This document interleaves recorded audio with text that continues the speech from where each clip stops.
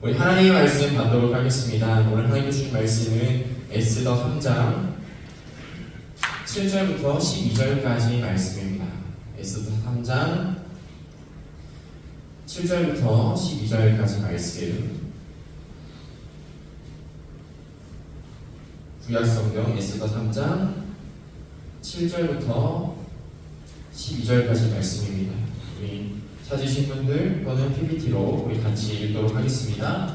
아하수에로 왕 제12년 첫째 달 곧 이사월에 우리가 하만 앞에서 날과 달에 대하여 부르 곧 제비를 뽑아 12째 달 곧 아다러를 얻은지라. 하만이 아하수에로 왕에게 아뢰되 한 민족이 왕에 따라 각 지방 백성 중에 흩어져 거하는데 그 법률이 만민의 것과 달라서 왕의 법률을 지키지 아니하오니 용납하는 것이 왕에게 무익하니이다. 왕이 옳게여기시거든 조서를 내려 그들을 징벌하소서. 내가 그 1만 달란트를 왕의 일을 맡은 자의 손에 맡겨 왕의 금고에 드리리이다 하니 왕의 반지를 손에서 빼어 유다인의 대적 곧 아각 사람 하무다다의 아들 하만에게 주며 이르되 그 은을 내게 주고 그 백성도 그리하오니 너의 소견에 좋을 대로 행하라 하더라. 첫째 달 13일에 왕의 서기관이 소집되어 하만의 명령을 따라 왕의 대신과 각 지방의 관리와 각 민족의 관원에게 아하수엘의 왕의 이름으로 조서를 쓰되 각 지방의 문자와 각 민족의 언어를 쓰고 왕의 반지로 인치니라.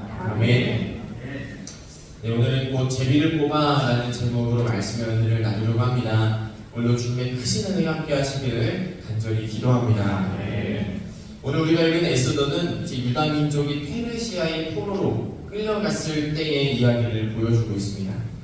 그리고 에스더의 정말 특징 중에 하나는 바로 오랜 시간 동안 정경으로서 인정받지 못했다는 점입니다. 왜냐하면 여러분들 에스더 한번 묵상해 보신 분은 잘 아시겠지만 이 에스더라는 책 안에는 하나님 또는 여호와라는 단어가 아예 들어있지 않기 때문입니다. 그래서 우리가 종교개혁으로도 잘 알고 있는 루터라는 신학자는 이 탁상 강화라는 책에서 에스더는 정경에 포함되지 않았으면 좋겠다라는 말을 남기기도 했습니다. 그럼에도 불구하고 에스더는 오늘 우리가 있는 성경의 정경으로 당당히 포함이 되어 있습니다. 왜 그렇겠습니까? 우리는 이 안에서 분명히 받고 또 찾을 수 있는 은혜가 있기 때문입니다. 그것은 바로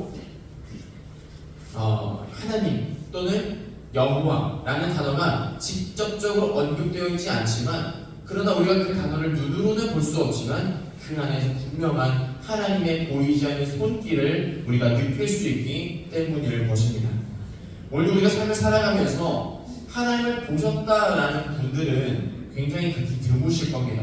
물론 다른 의미로서 봤다, 만났다라는 표현을 사용하시지만 실제로 우리가 이 시각적인 정보로 정말 하나님을 봤다는 분은 극히 드무세요. 간혹 계시기도 합니다. 왜냐하면 하나님께서는 주로 성경을 통해 말씀하십니다. 하나님의 말씀을 통해서 우리를 만나주십니다.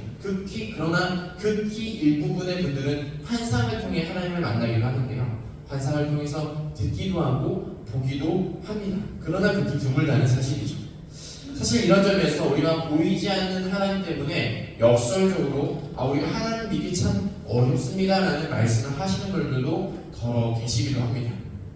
그럼에도 불구하고 오랜 역사 동안 하나님 믿는 분들은 계속 존재해 오셨죠. 그리고 지금도 우리 옆에 계신 그 분들도 모두 우리가 눈으로는 하나님을 만날 수 없지만 분명한 하나님을 만났고 또 분명한 하나님 우리가 영적인 눈으로 보았기 때문에 지금 이 자리에 계신 줄로 믿습니다. 한번 옆에 보시면서 인사하면 좋겠습니다. 안녕하세요, 믿음의 교우분.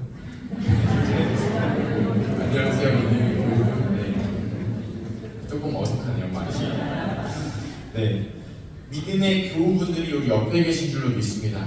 여러분, 이 믿음의 차원이라는 게 무엇이겠습니까? 우리 삶에 보이지 않아도, 우리 삶에 들리지 않아도, 정말 어떻게 뚜렷하게 막 직면할 수는 없어도 하나님이 우리 삶 가운데 분명히 역사하심을 믿고 나아가는 겁니다. 한 걸음 더 디뎌서 이곳에 하나님 계시겠지, 이곳을 통해서 하나님 역사하시겠지, 믿음의 차원으로 한 걸음 더 디뎌서 나아가는 것입니다.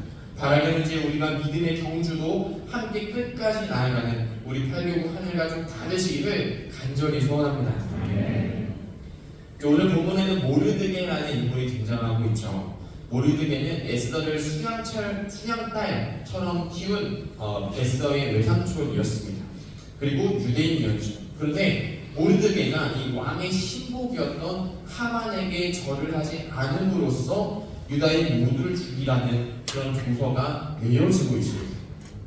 단 한 사람의 책임으로 인해서 민족 전체가 몰살당할 수 있는 위기가 찾아온 상황이었습니다. 이런 상황을 겪었던 당사자들의 마음은 여러분은 어땠을까요? 단지 내 옆에 있는 그 같은 민족이라는 한 사람으로 인해서 나까지 죽어야 된다. 갑자기 제가 믿음의 교훈을 이렇게 인사하라고 말씀을 드렸는데 갑자기 분열시켜서 죄송합니다. 옆에 계신 분 때문에 내가 죽어야 된다고 생각한다면 여러분 어떠시겠습니까? 나의 책임도 아니고 나의 잘못도 아니고 그저 내 옆에 있는 그냥 한 민족이라는 것만으로 내가 죽어야 된다고 생각한다면 굉장히 또 억울하고 또 분노도 일고 그런 감정이 들 것 같습니다. 나라가 멸망해서 지금 이 사람들은 포로를 잡혀온 것도 굉장히 억울할 것인데 이제는 목숨마저 지킬 수 없게 된 그런 상황이었다는 겁니다. 마찬가지로 오늘도 딱히 내가 잘못했다기보다 남의 실수로 또는 남의 잘못으로 인해서 내가 고난을 겪게 되고 목숨을 잃는 것 정도는 아닙니다. 그저 내가 고난을 겪게 되고 또 내가 어떤 누명을 쓰게 되고 이런 위기에 처하는 그런 경우들도 있습니다. 그럴 때면은 억울해서 잠도 오지 않죠. 때로는 분노가 치밀어 올라서 내 감정을 어떻게 다스리기 힘들 때도 있습니다. 여러분들의 이야기가 아니라 저의 이야기입니다. 저는 항상 설교를 쓸 때 저의 상황을 생각하면서 적습니다. 근데 이럴 때가 있지 않겠습니까? 그러나 오늘 말씀을 통해서 우리가 이런 상황이 찾아올지라도 우리 하나님 믿는 믿음의 교우들은 어떻게 해야 하고 또 무엇을 바라봐야 하는지 함께 은혜를 나누는 시간 되었으면 좋겠습니다. 우리 다시 한 번 더 우리 본문 7절의 말씀을 함께 읽어보겠습니다. 아하수에로 왕 제12년 첫째 달 곧 니사월에 우리가 하만 앞에서 날과 달에 대하여 곧 제비를 뽑아 12째 달 곧 아다로를 얻은지라. 아멘. 여러분 하만이 이제 유다인들을 죽이려고 굉장히 분주하게 애씁니다. 그래서 사람들을 모아서 이제 유다인들을 죽일 날짜를 제비를 뽑아서 얻으려고 하는데요. 그래서 죽일 날짜를 정할 때 7절은 그 방법으로 곧 제비를 뽑아라고 말씀하고 있습니다. 당시에는 제비를 뽑는 방법을 이스라엘 백성들뿐만 아니라 감친 모든 고대 근동의 사람들이 신의 생각은 무엇일까 그것을 알기 위해서 제비를 뽑았다고 합니다. 그러자 여러분 제비의 결과로 무슨 달이 나오죠? 아달월이라고 나옵니다. 제비를 뽑은 달이 니산월 즉 1월이었습니다. 그리고 결과로 나온 달은 바로 아달월 12월이었다는 거죠. 공교롭게도 하면은 유다인들 빨리 죽이고 싶었을 겁니다. 이 눈엣가시 같은 나에게 절을 하지 않는 이 사람들을 빨리 죽이고 싶었을 겁니다. 그러나 제비는 가장 느린 시간, 가장 느렸던 12월을 뽑았습니다. 여러분 이게 과연 우연의 일치였을까요? 우리는 여기서도 하나님 또는 여호와라는 단어가 직접적으로 등장하지 않지만 또 하나님이 이렇게 만드셨다, 하나님이 제비를 뽑게 하셨다라는 그런 말은 등장하지 않지만 어떻게 가장 늦은 시간이 나왔을까 이것에 대해서 궁금증이 생기기 시작한다는 것이죠. 이어지는 구절을 보면 우리는 다시 한 번 더 이 하만의 모습을 통해서 세상에 사는 사람들의 민낯을 발견할 수가 있는데요. 우리 구절의 말씀 함께 읽어보도록 하겠습니다.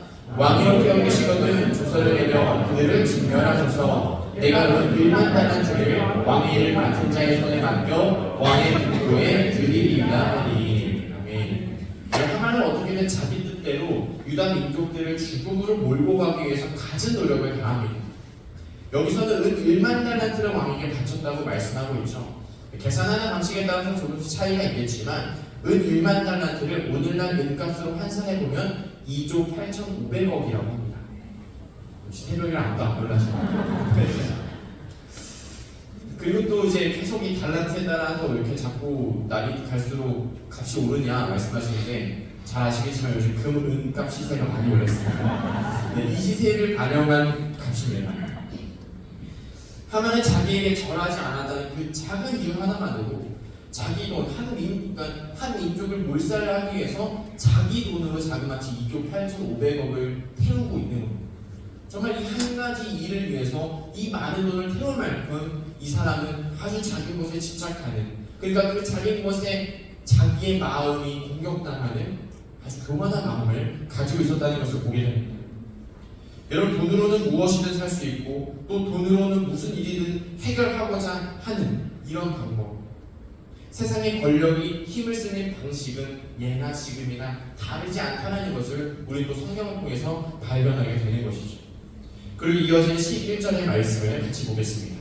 이르되 그는 내게 주고 그 백성도 그가 노리 너의 소견에 좋을 대로 행하라. 아멘. 11절은 이제 그런 하만의 청에 대한 페르시아 왕의 응답이었습니다. 너의 소견에 좋을 대로 하라라고 말하고 있죠. 여러분, 이 말은 그저 단순한 왕의 허락이 아니었습니다. 세상의 기준이라고 할 수 있고 진리처럼 여겨지는 법이 얼마나 쉽게 흔들릴 수 있는지를 보여주고 있는 대목입니다. 돈 앞에서, 권력 앞에서 사람의 생명이 너무나도 쉽게 거래되고 있는 그런 장면입니다. 진리가 아닌 일에 대해서도 너의 소견에 좋을 대로 행하라 라는 그 말은 여러분, 결코 이 세상을 다스리는 왕의 주체가 사람이 되어서는 안 된다는 것을 반증하는 것이기도 합니다. 여러분, 이처럼 하만은 세상의 대표적인 그런 인간의 모습을 보여주고 있습니다. 자기가 가진 것으로 문제를 해결하려고 하죠.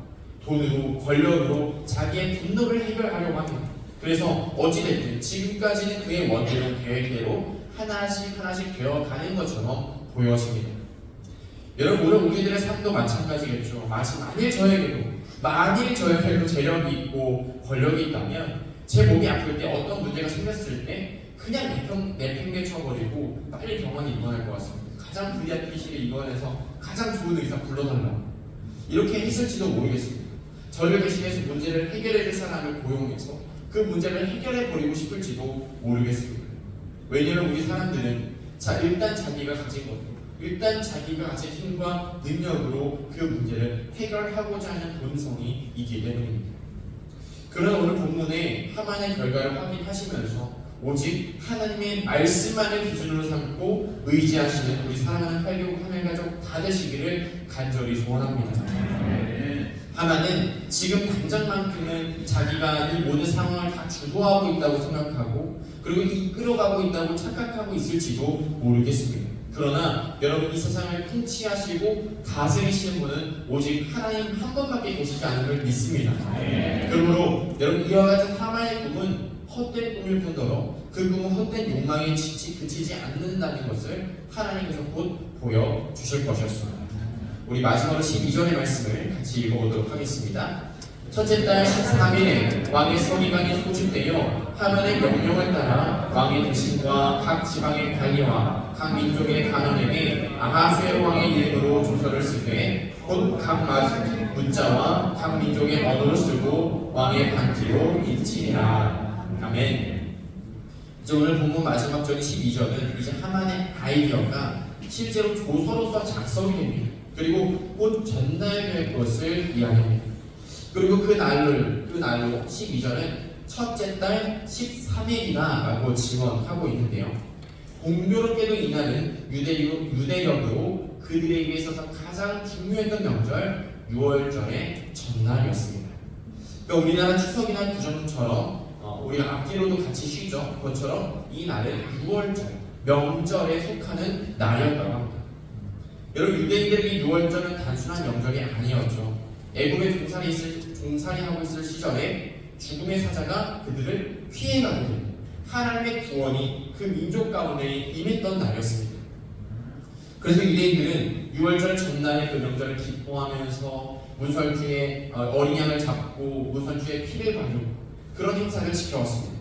그런데 하필 바로 그 날에 유다인들을 모두 진멸하라는 조서가 반포되었다는 것입니다. 여러분, 유대인들은 가장 기뻐해야 할 날에 가장 절망적인 소식을 듣게 된 것이었습니다. 여러분, 이 또한 얼마나 우연의 일이시겠습니까?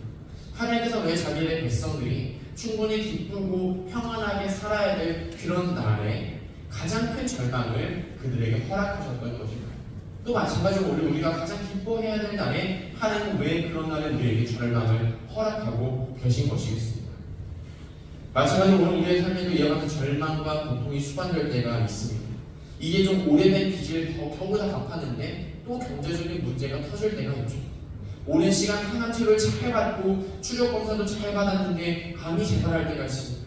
자녀의 생일이 부모님의 기일이 되는 경우도 점더러 있더라고요. 왜 하필 하면서 억울해하는 그런 경우들이 심심치 않게 우리의 삶 가운데 나타나게 되는 것을 보게 됩니다. 특히 이럴 때 우리는 우리는 참 연약한 존재구나 라는 것을 느끼게 됩니다. 근데 아무리 마음을 비워내보려고 해도 그게 잘 안 되죠. 억울한 마음, 분노하는 마음, 그런 감정들이 잘 떨쳐지지가 않습니다.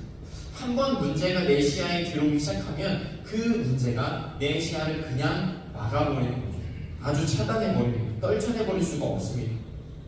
에스더서에서 하나님 또는 여호와라는 그 말씀이 들어있지 않는 것처럼 우리가 내 삶에 문제가 생겼을 때는 더 이상 하나님 보이지 않을 때가 많이 있고 그 하나님이 역사하지 않는 것처럼 보일 때가 많이 있다는 것을 우리는 에스더서를 읽으면서 또 묵상하면서 계속해서 보게 되는 것입니다.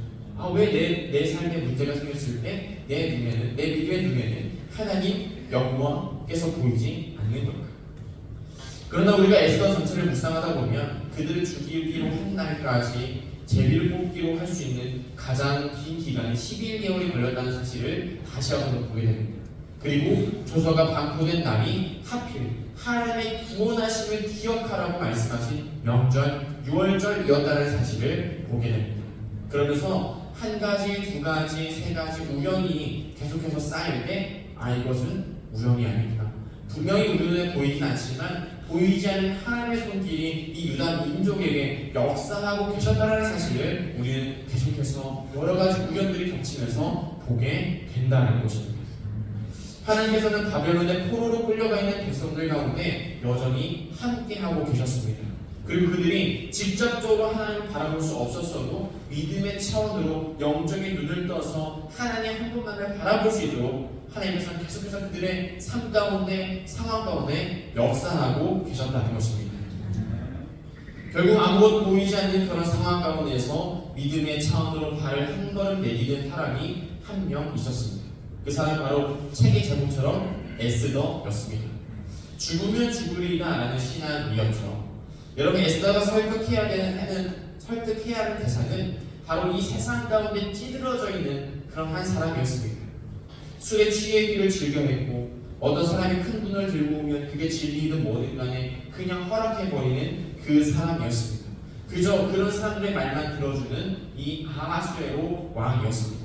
그런 왕에게 여러분, 왕후가 나아간다 한들 어떤 힘을 쓸 수가 있겠습니까?